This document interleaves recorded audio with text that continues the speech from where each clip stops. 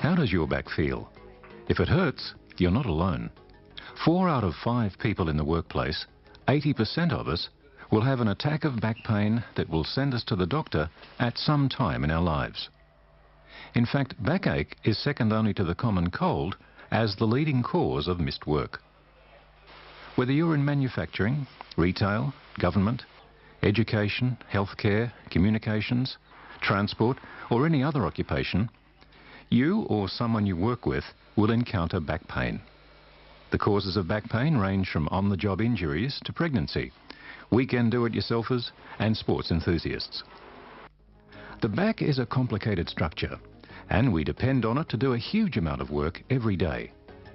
There are vertebrae, muscles, ligaments, nerve roots, and the spinal column itself, all of which need to be properly aligned and flexible in order to work in harmony. The spinal column is actually a series of individual bones that are stacked like blocks, with a cartilage cushion or disc between each block. This column of vertebrae must not only bear the weight of your body, but it must also be able to stretch and twist in any direction. This would be a challenge for any well-maintained piece of machinery, but most of us not only fail to keep our backs in good condition, we abuse our backs and ask them to do things they weren't designed for. We sit for long periods. We bend over while working in our jobs or at home. We have bad posture while sitting, standing, bending, and even sleeping. We participate in sports without warming up and stretching properly. Many of us need to lose weight, and high heels don't help our backs at all. So how can you help yourself to a healthier back? Back experts agree that one of the best ways to avoid and treat back pain is to exercise.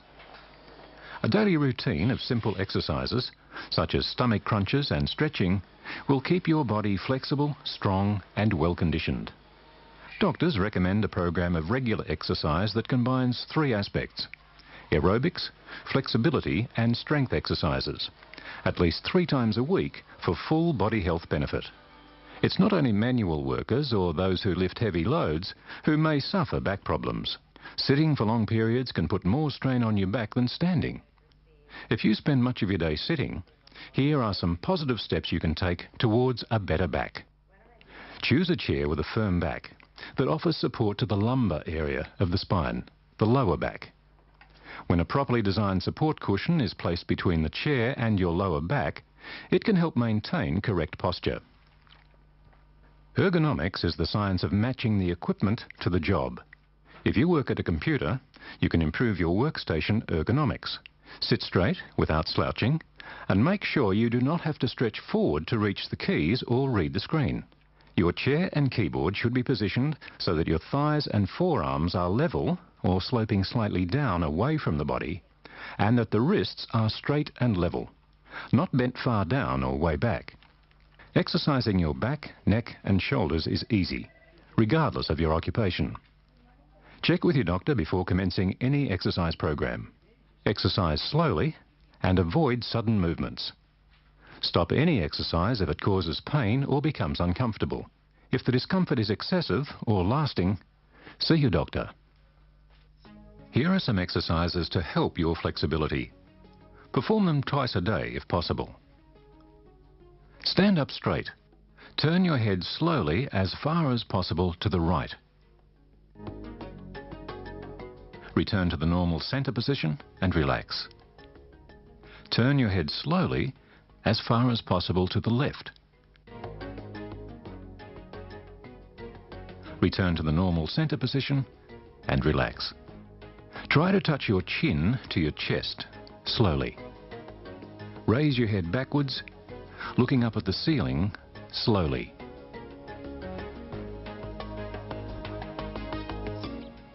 Raise both shoulders backwards as far as possible and hold, then relax. You can even exercise while sitting in your chair. Bend forward, and if you can, touch your hands to the floor. Grasp your leg at the shin and slowly pull it up to your chest.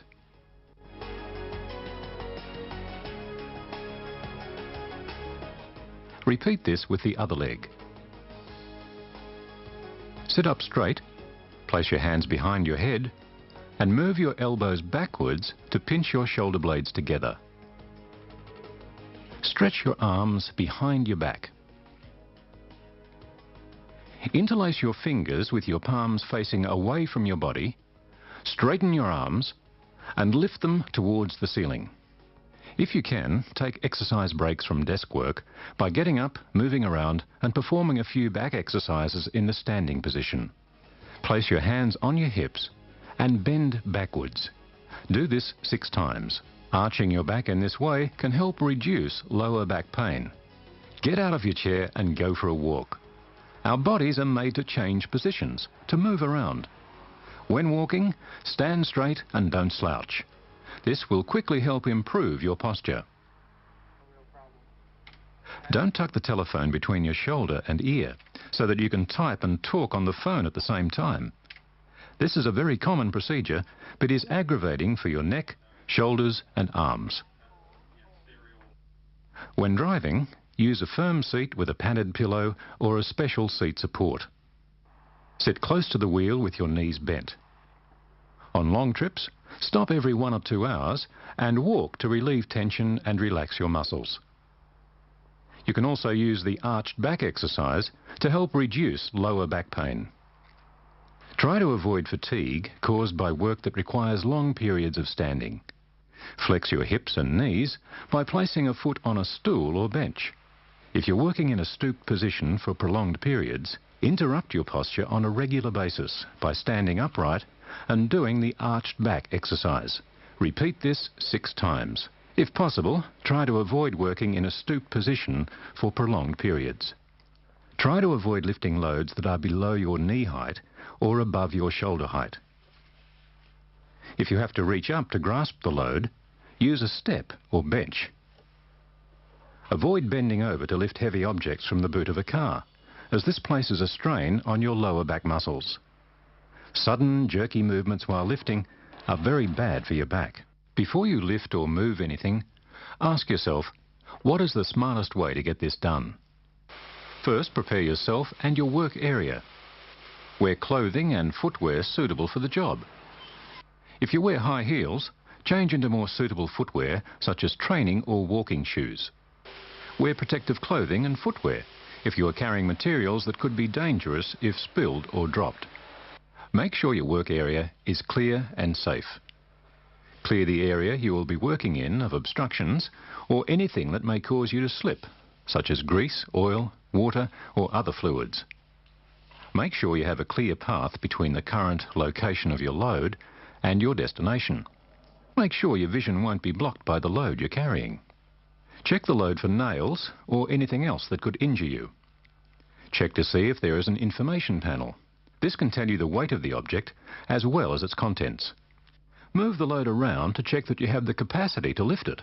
Don't lift anything that is beyond your capacity. If you're in doubt, get help. Good lifting and carrying technique involves correct balance and avoids unnecessary bending, twisting or reaching. Think of the whole operation, not just the lift. Where are you heading? What will happen to the load when you reach your destination? Make sure the load is balanced and even. Bring the load as close as possible before you lift. Separate your feet and put one foot slightly in front of the other. This achieves balance, a stable base, and allows for even distribution of weight. Bend your knees to a comfortable degree. This minimises bending of the lower back. Get a secure grip on the load with the whole hand if possible, rather than just the fingers. Use your legs to lift the load. Leg muscles are stronger than back muscles. The more you use your legs, the less you use your back. Lift the load straight up, slowly. Avoid fast, jerky movements.